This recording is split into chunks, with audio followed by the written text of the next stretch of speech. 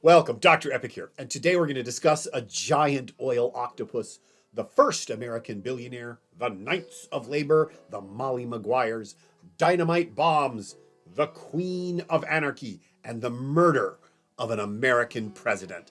Today we're going to discuss how the robber barons got rich and how the anarchists tried to kill them. We're going to follow that outline right up above my head. So put it in your notes to serve as a framework for the information that's about to follow, because we are almost finished building our answer to that question to the left. America's industrial age, golden, gilded, or dark. Evaluate the historical events between 1860 and 1920 in terms of society, politics, and the economy, and develop an interpretation that supports one of those three interpretations on this critical period in American history. Now, last time we discussed the new American society and the class structure that formed at the end of the 19th century. And at the very tippy top of that class structure were the ultra-rich, the robber barons. So where did they get their money from? Where did all of this wealth come from? And basically this wealth came from three places: horizontal and vertical integration, brutal competition, and monopolistic trusts. Now, how does this actually work? I'll explain this in terms of steel and oil. Now, Andrew Carnegie built his fortune out of vertical integration.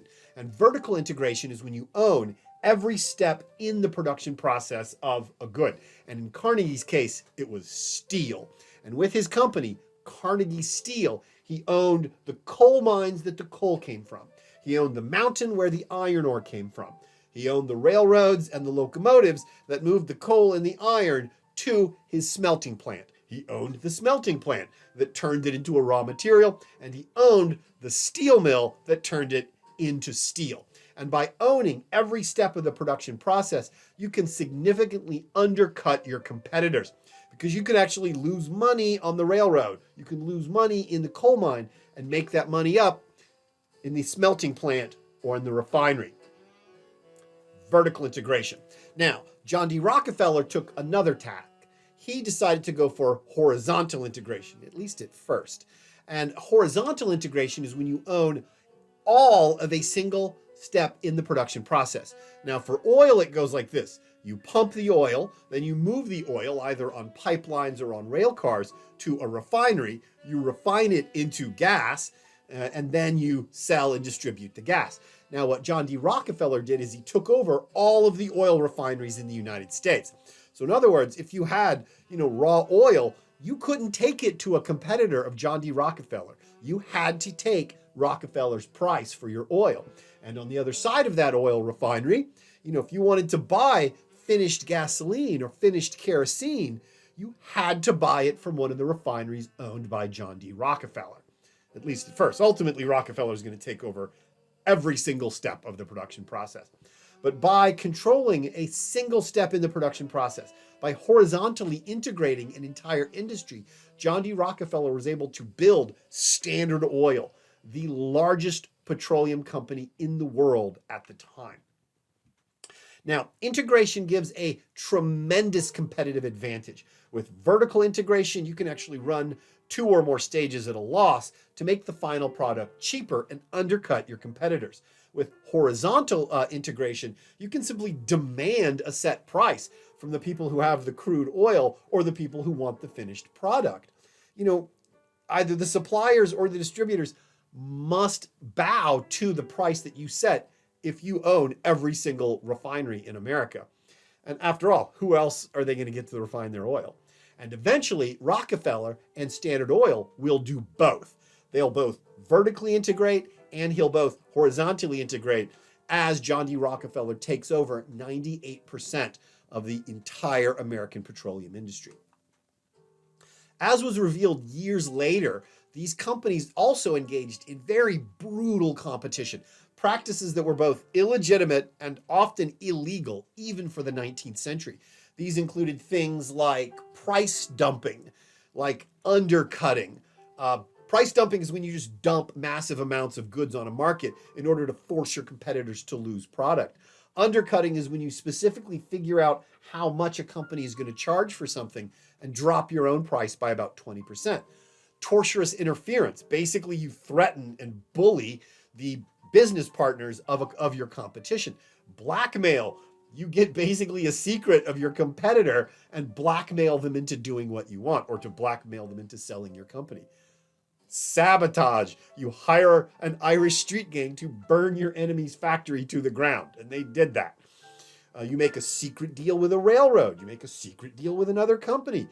You make a secret deal with organized crime. If your workers are unhappy and they're on the verge of striking, you simply bribe the local Italian mafia to beat up the labor workers. That happened. Or you simply bribe politicians. You bribe local judges, you bribe the governor, you bribe the mayor, you bribe senators, governors, and even the vice president of the United States eventually got tangled up into bribery scandals involving these robber barons. And a lot of these things were revealed, especially the secret history of the Standard Oil Company was revealed years later by crusading, muckraking journalist Ida Tarbell. And one of the things that Ida Tarbell revealed about Standard Oil and just how oily some of their business practices were was she was able to tell the full story of what has later been called the Cleveland Massacre. Now, the Cleveland Massacre occurred in 1872, and it basically involved John D. Rockefeller, that's him right up above me, and his Standard Oil Company destroying the competition in the Midwest, especially the competition based out of Cleveland, Ohio. And this is what Ida Tarbell uncovered after several years of investigative journalism. Okay, so Standard Oil is set up on the East Coast, New York, Pennsylvania, all along the Atlantic seaboard. And they have a big competitor inland in Ohio.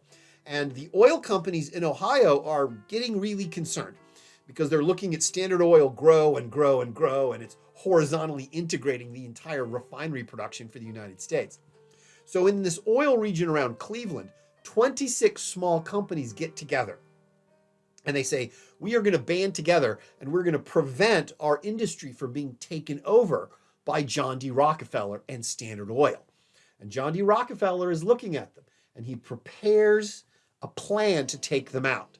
And in 1872, he moves against them. And this is how Rockefeller does it.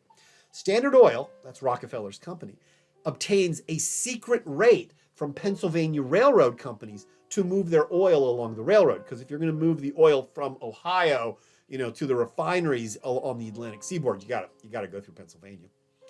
So basically, these railroad companies are giving secret rebates to Standard Oil. And then they use that business to force the railroad to double shipping rates for the entire Cleveland region. So basically, it becomes incredibly expensive to move oil out of Cleveland, but not for Standard Oil, because Standard Oil has this secret agreement involving rebates. That was illegal. Even in 1872, that was illegal. And everybody knew it was illegal. And the fact that Standard Oil was using these rebates to move this oil was leaked to the public.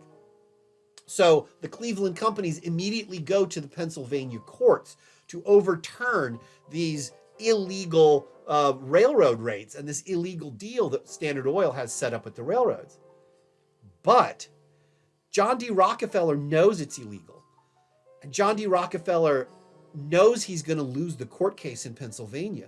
But the goal is not to win the court case in Pennsylvania. The goal is to draw out the legal proceedings for so long that it drives the Cleveland oil companies out of business. And these oil companies start failing across Cleveland. And then Standard Oil shows up. John D. Rockefeller shows up and say, hey, I can buy out your company. You're losing a ton of money because you have to pay these double the railroad rates while we're waiting for this court case in Pennsylvania to wrap up. I can take over your company and then you can use my secret deal and we don't have to worry about this Pennsylvania court case. And a lot of the companies start to give way. Especially when John D. Rockefeller straight up starts bribing key company officials by giving them stacks of Standard Oil stock. And then they'll give in. Some of them gave in. They're like, all right, we're going to join Standard Oil. They sign over their company. John D. Rockefeller walks into the oil refinery. All the workers are there. The guy who used to own the refinery, and now he's the manager of the refinery and an employee of Standard Oil is there. And they're like, okay, well, what are your plans for this oil refinery, Mr. Rockefeller? And John Rockefeller would look around and go, you're all fired. We're closing the refinery. And he would close it down, fire everyone, and sell the metal for scrap. Because his goal wasn't to take over this company. His goal was to destroy competition. And some of the small companies decided to fight it out. They decided to borrow massive amounts of money from these local banks to get them through this period until they could win their court case in Pennsylvania.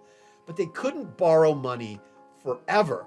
And eventually, those banks had to call in the loans, foreclosing on the last of these companies that had tried to stop Standard Oil. And then Standard Oil comes in, makes a deal with the bank, and buys up these defunct refineries for pennies on the dollar, pennies on the dollar. They paid virtually nothing for these oil refineries. And you had these people who had worked for decades in this oil refinery, building up this Cleveland Oil Company. They tried to fight Standard Oil. They went bankrupt. The bank foreclosed on them. The bank then sold their refinery to their competitor, John D. Rockefeller. And suddenly Rockefeller walks in and they're like, okay, sir, well, what are your plans with our factory? Are you going to shut it down and fire everyone like you did all the other ones? And Rockefeller went, yeah. Fired everyone, closed down the factory, sold it for scrap. All right. In the 3 months following the Cleveland Massacre, 22 of the 26 companies that opposed Standard Oil were destroyed. They were out of business. Scores of suicides followed. People who had spent decades building up their oil company had it sold for nothing to Standard Oil, and a lot of them went home, kissed their kids on the head, hugged their wives, went to the office, and put a pistol in their mouths. Entire towns were ruined as the local refineries closed. Without that oil, John D. Rockefeller then turned to these banks, which had loaned these companies a lot of money. And without these refineries feeding money to the banks, and without Rockefeller propping up the banks, not only did the refineries fail, but a ton of banks around Cleveland failed as well. Entire towns ceased to exist. The independent Ohio petroleum industry was gone in the 3 months of the Cleveland Massacre. John D. Rockefeller owned it all. And people portrayed this brutal takeover of the Cleveland oil companies as Standard Oil, as a giant evil octopus, sort of reaching out and crushing its competition one by one. And then they lost the court case in Pennsylvania. John D. Rockefeller said, okay, I guess we were wrong to have this secret deal with the railroads after all. I'll pay a fine. But it doesn't matter. The Cleveland oil industry was already dead. Now, eventually, some of these companies got so big, they got so incredibly big that they couldn't actually compete with one another without causing major damage to each other's companies. So these big companies would get together and decided to create an entire new type of corporation, a corporation called a trust. It's in all caps, so you know it's important. A trust is actually a holding company. It doesn't actually do anything. A trust is a holding company that simply holds parts of other corporations. Now, if you see this chart there on the left, we've got these 5 big companies: the green company, the purple company, the light blue company, the dark blue company, and the red company. And they are all companies in a single industry: steel or oil or railroads or meat or whatever. And what they'll do is, instead of competing with each other, they will form a trust.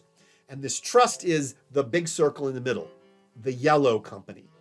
And they will give part of their company, stock in their company, to the yellow company, to the trust. And in return, the trust gives some of its stock to each of these companies. And in other words, all of these companies become allied in one huge monopolistic trust. And this is exactly what Rockefeller did to take over the U.S. petroleum industry. The trust then has enormous power over every individual company. If any one company starts to get out of line, the trust can then punish that company. The trust can sway policy. It can affect pricing, behavior, supply, anything. These trusts became collective monopolies. And there's a monopoly in all caps right there. And a monopoly is a single organization that controls an entire industry. Standard Oil and the trust behind Standard Oil controlled 98% of the American petroleum industry. Carnegie Steel and the trust behind Carnegie Steel controlled most, if not all, of American steel production. And this happened with railroads, this happened with meat packing plants, this happened with coal mines, and these monopolistic trusts began to take over the entire American economy. They could set prices, they could bribe politicians, they could crush labor unions, and dominate entire industries. And any business that doesn't join the trust is going to get smashed, just like Rockefeller smashed the oil companies in Cleveland. And this is how Americans begin to see these monopolistic trusts as big, bully bulldogs, corrupt, bullying monopolies. And you can see in this cartoon in the upper left how it used to be a lot of little dogs feeding from the single bowl. And then one dog starts to get larger, and a couple of the little dogs bind together, and they form one huge dog. And eventually you have one big bully dog that simply starves out all the others. And that is the top dog in the monopoly. And if you're not in the monopoly, your company is going to die. And this is how the robber barons got rich. And here we have the four most famous and the richest robber barons in America of the late 19th century. There's Andrew Carnegie, and he becomes the head of Carnegie Steel, controlling most, if not all, of the American steel industry. And he went pretty far from a 12-year-old penniless Scottish immigrant. There is J.P. Morgan, who builds the money trust of Wall Street and builds the New York banking system as the banking system that basically controls the monetary supply of North America. There is Cornelius Vanderbilt and the New York Central System, who forms a monopoly around Eastern rail lines. And finally, Rockefeller himself, John D. Rockefeller, using all of these unscrupulous business tactics, using the monopolistic trust, Standard Oil takes over the American petroleum industry. John D. Rockefeller becomes the first American billionaire. And then he develops alopecia and all his hair falls out. He ends up looking like a skeleton. But those are just the big guys. There's lots and lots and lots of little guys. There's books about these robber barons, and here's a list of some of that kind of the second tier of the robber barons. And, you know, it's not just Carnegie and Vanderbilt and Rockefeller that's on this list. It's also John Jacob Astor, Charles Crocker, Charles Schwab, William Randolph Hearst, Henry Osgood. And there's one guy I want you to pay special attention to, and his name is Henry Clay Frick, and he is right there, okay? Put that name in your notes and put a little pin in it or put a little star on it, because Henry Frick is going to show up a couple times later in our little history, because Henry Frick becomes kind of the right-hand man of Andrew Carnegie. And these robber barons and their monopolistic trusts wield enormous power in the United States. Enormous power in the United States. And here's that cartoon. We've seen this before, where the monopolistic trusts are giant, fat bags of money. And they're just looking down on the senators that they control. And up, and there's Standard Oil. All right? They completely take over politics in America, and it becomes very corrupt. And, you know, there's the cartoon at the top. This is a Senate of the monopolists, by the monopolists, for the monopolists. People begin to see these monopolistic trusts as too powerful, too influential, too corrupt. After all, Rockefeller broke the law. I mean, he knowingly broke the law to break down his competition. And he, didn't really affect him at all. In fact, here's the cartoon of Rockefeller that shows how powerful John D. Rockefeller had become, the first American billionaire.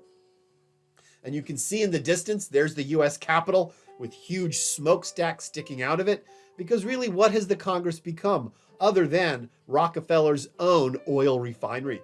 And there's John D. Rockefeller himself, and he's got a jeweler's lens, and he's looking at this tiny little thing in his hand, and it's the White House. And hiding underneath the White House, oh, it's a tiny little president. And that is the power imbalance between the first billionaire and an American president. And a lot of Americans begin to see the entire period, begin to see this entire setup as deeply, deeply un-American. They begin to see this industrial system as incredibly unfair. The trusts break the law and nothing happens. The trusts bribe politicians and nothing happens. The trusts can do whatever they want and nothing happens. People begin to think something has gone very, very wrong in America to get us to this stage where the monopolistic trusts are little more than feudal warlords and the labor unions and the workers just have to pile up money in front of them. And they weren't wrong. They weren't wrong in this, because in this period that we're talking about, 1860, to about 1900, wages are static. They do not change at all. So while the American industry creates enormous amounts of wealth, it all concentrates at the very, very top. And you can see it in this chart. This is a chart of the average wage in the United States during the period we're talking about. And despite, there are some fluctuations, but for the most part, your average industrial worker, in 1867 earned about 20 cents an hour. 30 years later, 30 years of economic development later, you get to 1897 and your average worker earned about 20 cents an hour. Wages had not moved at all during this period, despite the fact that enormous amounts of wealth had been created. And not only were wages stagnant, but the overall health of Americans began to drop. I mean, you can't dump pollution in rivers forever. Between 1800 and 1870, life expectancy of the average American dropped 19%. People were actually healthier. Your average American was healthier in the days of Thomas Jefferson, all right? And you can see it in that chart there. Life expectancy just goes right down. Not only does life expectancy drop and Americans became sicker and died younger, they actually got smaller. In terms of stature, your average American loses between 1 and 1.5 inches between 1800 and 1870. This new industrial America was making a few people very, very, very wealthy. But for most people, they were dying, they were sicker, and they were smaller and weaker. People began to say things are very, very wrong in America. People began to push back against these systems. The workers start to say, we can simply smash through that floor and we can simply take all of this wealth that has been created. We can break into the fancy dinner parties of the ultra rich. And they started to fight back against the system. And they did this through sick outs, where suddenly all of the workers in a factory would get the sick all on the same day. Through slowdowns, where people just wouldn't work very hard. But most frequently, they would do this through strikes, where workers walk off the job and form a picket line around a factory so that people can't break through and get to work. Now, some of their demands when they would go out on strike, some of these demands were actually fairly modest. We want set wages. We don't want our wages to change from one month to the next, which sometimes happened. We want improved safety conditions. We want the elimination of child labor. We want an 8-hour workday. And there's the women of the textile mills striking. There's the men of the Pullman car factory walking out on the job. And they begin to form organizations. They begin to form labor unions. And one of the first labor unions that formed was the Knights of Labor. It was very noble, the Knights of Labor. And the Knights of Labor made a lot of demands. They called for an 8-hour workday, an end to child labor, equal pay for both men and women, improved health and safety, an end to convict labor. One of the crazier things you could do in this period is like rent convicts. You could go to like your local state prison and say, I'd like to rent about like 50 convicts. And they would lend you these convicts and you have the convicts like go build a railroad. We don't do that anymore. They wanted wage contracts. So you have a contract. You're hired on a contract and your wages can't suddenly change from month to month to month to month. And they wanted a federal holiday to be called Labor Day. And Labor Day was going to celebrate the American worker. And the Knights of Labor utterly and completely failed. They simply tried to do too much all at once, and nobody listened to them. And eventually the monopolistic trusts broke the Knights of Labor. And so with the failure of the Knights of Labor, strikes began to happen more and more often. And all of these strikes kind of settled into this kind of sadly predictable pattern that went like this. Step 1, workers would have completely reasonable demands. Maybe we shouldn't have 11-year-olds in the coal mine. Maybe we want an 8-hour workday. And they wanted an 8-hour workday not because they were lazy or they only wanted a set amount of time, but workers noticed that accidents generally occurred on hour 9 or hour 10 of a shift. It was really a safety issue. People would get tired, people would get careless, and that's when the machines start clipping fingers and toes off of you. So these are completely reasonable demands. Step 1, workers would have reasonable demands. Step 2, these demands would be rejected. No, we're putting those 11-year-olds in the coal mine. Step 3, the workers then strike. They walk off the job, they surround the refinery, the steel mill, or the coal mine, and they shout their slogans, and they're preventing strike breakers from getting into the factory. Strike breakers are people that will keep the factory running. They can't do as good a job, but they'll keep that factory open. Step 4, the robber barons then hire strike breakers to actually work in the factory and then bring in their goons, either the police or the Pinkertons, the private army of the Pinkertons, to break through the picket line and to get their scabs, the strike breakers, into the factory or the coal mine or whatever. And then a big street battle ensues between the workers and the goons, the thugs or whatever. Sometimes the army would get called in if the workers begin to defeat the Pinkertons or beat the local goons.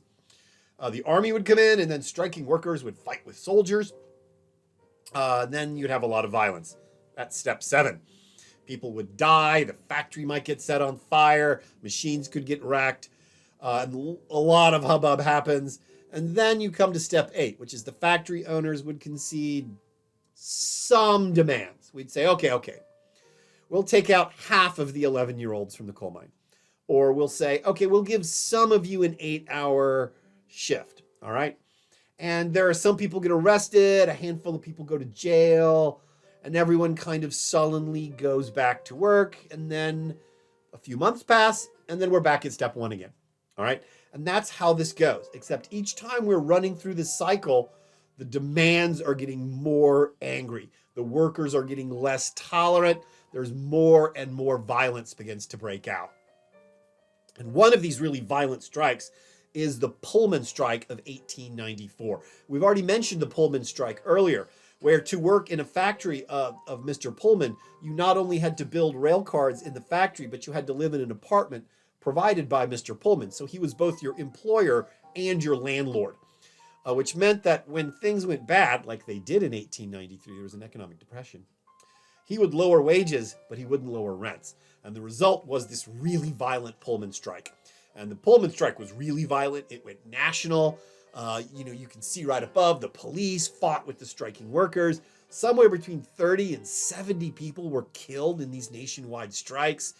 At the end of the strike, when it was obvious the workers were going to lose, they set fire to the rolling stock. They set fire to the factory in an attempt to simply destroy as much inventory as they could. It was brutal. Eventually, they had to call on the army in Grover, Cleveland to suppress the strikes, and they did. The strikes were suppressed. And as to give the workers something, Grover Cleveland said, okay, I'll give you one of the things from the old Knights of Labor. They created Labor Day. So Labor Day comes out of this really violent strike in 1894. And one of the people that is involved in the middle of all of this is this guy named Eugene Debs. Now, put a pin in that name, because that name is going to get really important later on. Eugene Debs was one of the leaders of the strikers, and he actually, I think he was put in prison at the end of the strike. He was arrested, and I think they put him in 6 months in a federal penitentiary. But Eugene Debs is going to be in and out of prison his whole life.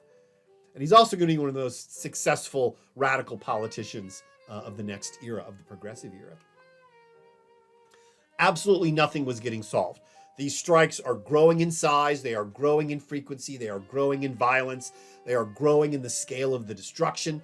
Here is the Great Railroad Strike of 1877, where they just straight up started setting fire to factories and rail stations and railroads. Between 1870 and 1900, Americans launched 35,000 strikes. And these are violent strikes. And after each strike, especially the really violent ones, workers remained really unsatisfied. They barely got what they wanted. And a very small percentage of these workers began to think really, really radical thoughts. They began to turn not just against the robber barons, but against the entire system of industrial America itself. And very radical groups began to form, groups committed to the use of violence to achieve their goals and to defend the workers against the exploitation of the robber barons. And some of these groups include the Socialist Labor Party of America, or the famous Molly Maguires of Pennsylvania. And the Molly Maguires were a really interesting group of people. They were Irish immigrants who worked down in the coal mines of Pennsylvania. And the Molly Maguires imported from old Ireland a lot of the really violent tactics that they had used against the British for years. So you would have these mine managers or owners would cheat the miners out of wages or oppress or exploit them. And sometimes the Molly Maguires would come for them. And these owners would sometimes just vanish in the middle of the night or have their nice, pretty mansions blown up on a Sunday. You didn't mess with the Molly Maguires. But even more famous than the Molly Maguires were, all caps, the Anarchists. The Anarchists believed that the entire world was posed on the edge of a great workers' revolution, and all that it required was a single spark. A single dramatic event would trigger the rising of the working class, and they would destroy industrial America, they would destroy capitalism, and then afterwards they would rebuild a new world. And that new world would be a workers' paradise. And there are anarchists present in Chicago in 1886 for the Hay Market Riot. Now, the Hay Market Riot was not meant to be a riot, obviously. It was supposed to be a peaceful 3-day demonstration to support an 8-hour workday for all of the factories of Chicago. But that's not what happened. On May 4th, 1886, on Haymarket Square in Chicago, enormous amounts of violence erupt. Enormous amounts of violence erupt. And nobody knows who really started the violence. They have two different stories. The police say, we are there to ensure everything is peaceful and the workers are there. And yeah, there's some pushing and shoving and there's some name calling. And then suddenly, out of the workers, somebody throws a dynamite pipe bomb into the police. Boom! It explodes. And then those workers rush the police. The police have to defend themselves. It's not what the workers say happened. This is what the workers say happened.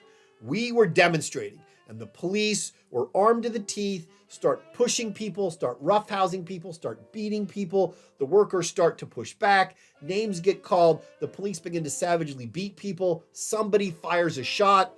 The police open up on the crowd, and this is when the anarchists defended the workers by throwing dynamite bombs at the police.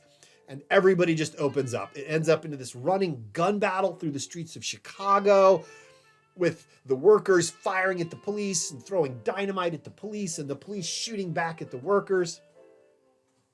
8 policemen are killed. More than 60 policemen are seriously injured. 7 workers are killed. More than 70 workers are injured. The police, by the time they're able to restore order, they've arrested more than 100 people. And the police blame the anarchists. They seriously arrest 8 anarchists whom they accuse of throwing dynamite pipe bombs. They put them on trial. 4 of these men are executed. They're hung in Chicago. 3 of them are given lifelong sentences in the penitentiary, and the last guy kills himself in jail. They blame the red flag of the Chicago anarchists. And one person who was present at the Haymarket Riot, who saw what went on, who blamed not the workers, but blamed the police, was Emma Goldman.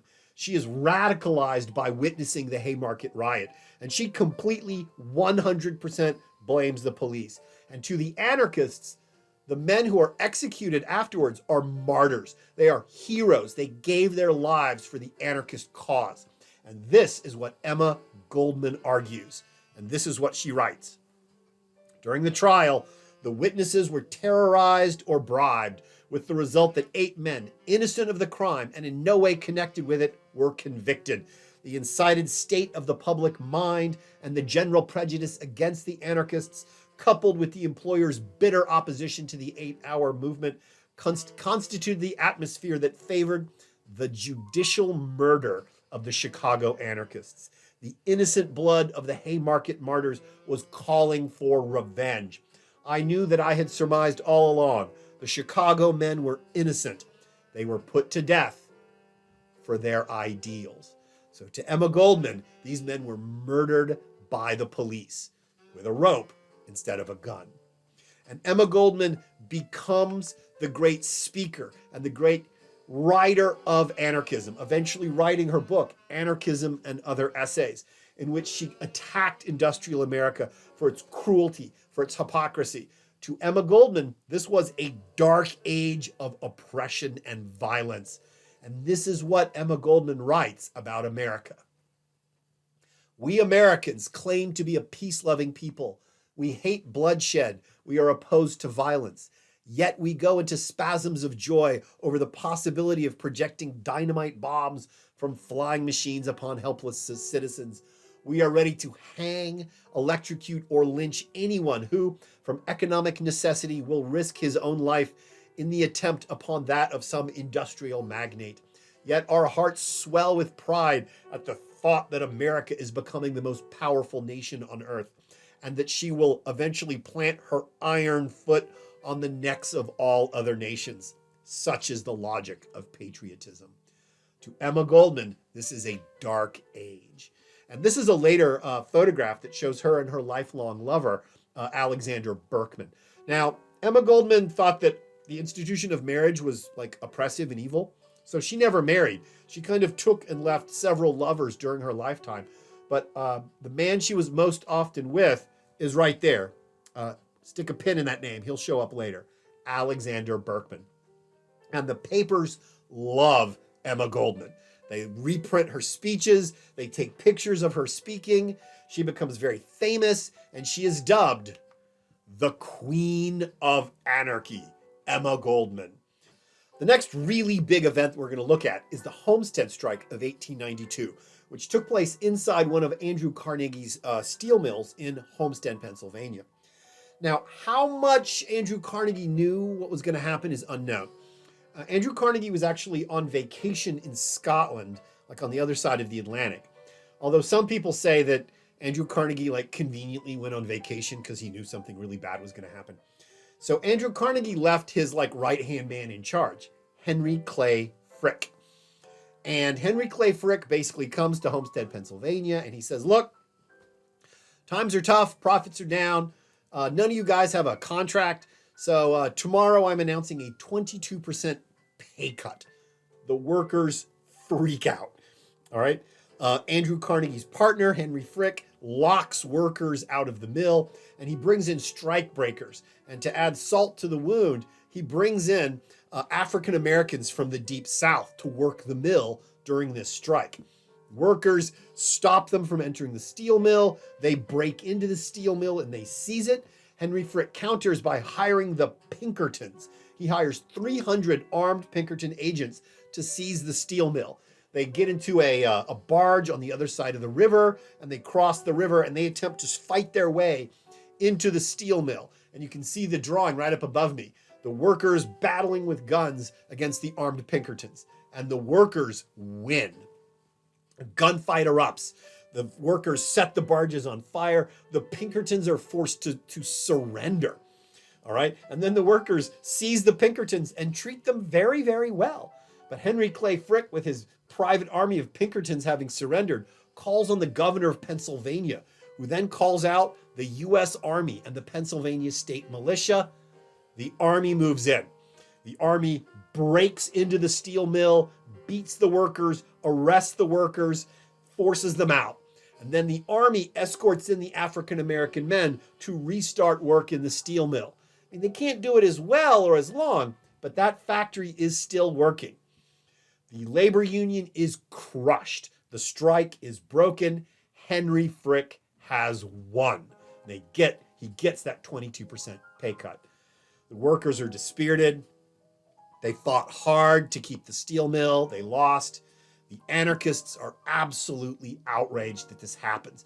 Emma Goldman gives fiery speeches in defense of the strikers. She gives fiery speeches denouncing Henry Frick. And her lover, Alexander Berkman, leaves. He walks away from the demonstration. He goes to the steel mill. He asks to see Henry Frick. And to his surprise, he just walked right into the office. He walks up and he says, Mr. Frick. And Henry Frick is working at his desk. Henry Frick looks up and says, yes. And Andrew Berkman shoots him 3 times. Bang, bang, bang. All right. The people in the office pile on Alexander Berkman. They rush Henry Frick to the doctor. He survives, having been shot 3 times. Alexander Berkman is seized. He is eventually put on trial and given a 22-year sentence in the Pennsylvania State Penitentiary. Emma Goldman is arrested. First of many, many arrests of Emma Goldman. And they say, what was your relationship? Did you plan this shooting? And she's like, no, I had no idea that Alexander Berkman was going to shoot Henry Frick. And she goes, well, is Henry Frick dead? And they say, no, Henry Frick has survived. And Emma Goldman goes, well, Alexander obviously needs to practice more. She is completely unrepentant. She's like, Henry Frick earned every bullet he got. And this is what she says. No real social change has ever been brought about without a revolution. Revolution is but thought carried into action. Every effort for progress, for enlightenment, for science, for religious, political, and economic liberty emanates from the minority and not from the mass. She writes an essay, The Shooting of Henry Clay Frick by Alexander Berkman. It's later included in her biography. She is unrepentant. And even though she's not convicted, because there actually is no evidence that connects her to Berkman's assassination attempt, she is unrepentant about it. She's like, Henry Frick deserved to be shot because of what he did at the Homestead violence, what he did at the Homestead Strike. And anarchists eat this up. They love it. For the next 3 years, Goldman crosses the United States, preaching these violent doctrines of anarchism, and she inspires a steelworker named Leon, I got to pronounce this correctly, Leon Chocos. Leon Chocos eats up these words by Emma Goldman. He listens to her speak. He reads her essays. He is inspired to action. He wants to launch that dramatic spark that is going to launch the workers' revolution. He assassinates the president. On September 6th, 1901, Buffalo, New York, Leon Chocos approaches a newly reelected William McKinley, bang, bang, shoots him twice from a revolver wrapped in a handkerchief. President McKinley dies 8 days later. Leon Chocos is arrested. Emma Goldman is rearrested. She's arrested again. And they say, what was your connection to Leon Chocos? She says, I have no connection to Leon Chocos. I have no idea who this guy is. But also, she refuses to condemn the assassination of William McKinley. They're like, we need you to condemn this violence. And Emma Goldman says, no, the violence started with the president. It started with the robber barons. They are merely reaping the rewards of this oppressive, dark industrial age that they have created. Even her own friends desert her. They're like, look, Emma, you have to condemn the murder of the president. She refuses to do it.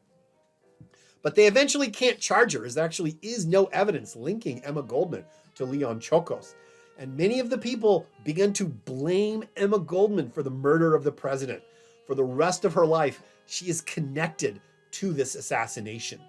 Leon Chocos is obviously guilty. And in 1901, 2 days before Halloween, he is executed. He's not hung. He's executed using another new invention from Thomas Edison, the electric chair. October 29th, 1901, Leon Chocos electrocuted for the murder of William McKinley. Things are bad. Things are going from bad to worse. Labor and capital are at loggerheads. They will not back down. We've had violence upon violence. Robber barons are getting shot. An American president has been murdered. The entire country is being pushed to the brink of a violent confrontation. I mean, it seems almost what America needs at this point is a hero cowboy to come riding over the hill and to save the whole country. And we're going to meet this hero cowboy next time. And I will see you there.